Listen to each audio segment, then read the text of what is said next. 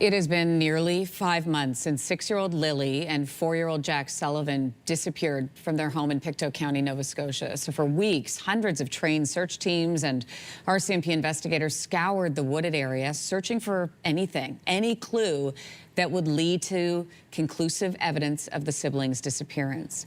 Despite hundreds of tips, dozens of interviews, their disappearance remains unsolved, and a sense of unease currently hangs over the community. For more on where the investigation is right now, I'm joined by CTV public safety analyst Chris Lewis. Good morning to you.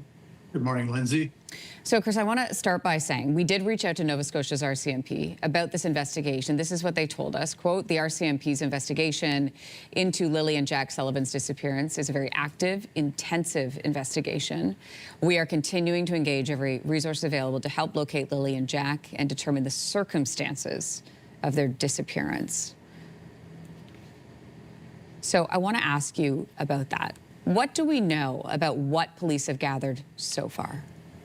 Well, there's a lot we don't know, and nor should we, given that when they're conducting a criminal investigation, they're not alerting the public to every piece of evidence they find, or different interviews they've conducted, or different suspects they might have, because that will hurt the investigation and ultimately potentially a trial at some point. But they have done a very extensive job. We all know they searched for days around the house where they went missing. They did subsequent searches. They searched other areas.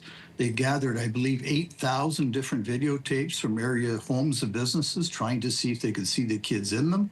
There's been lots of interviews following hundreds of tips. They've conducted polygraph examinations.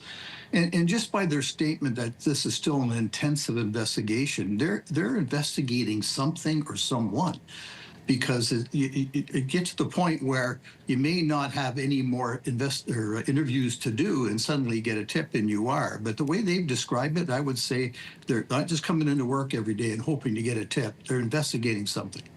When you say that you believe that they're investigating something or someone, what's the language that they're using that makes you think that?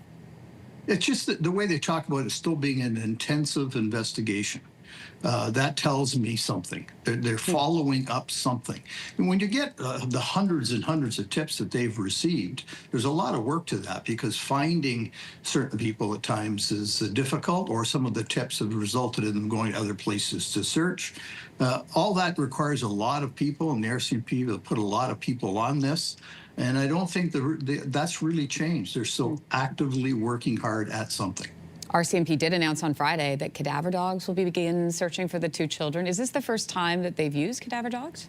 I haven't heard about cadaver dogs so far, but obviously if they're using cadaver dogs, they've got a certain area to search. I can't imagine they're just going to walk those dogs through, such an immense pile of landscape. So potentially that's a clue that they're narrowing it down to a certain area.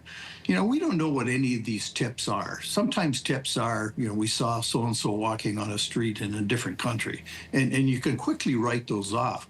But other tips force you to go to a specific area or to certain people, or both.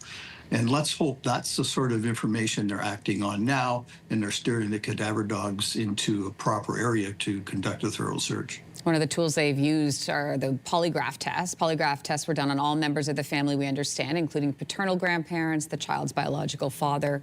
What do we know about the results of those tests? Well, and I was a polygraph examiner myself at one time, so I understand that process very well. And what they have said in some of the documents to obtain search warrants or different orders from the court, although redacted, they did talk of polygraph examinations. They did specifically, in some cases, people were proven to not be deceptive. So they believed them. And in other cases, it was redacted. And so there's a little confusion about that.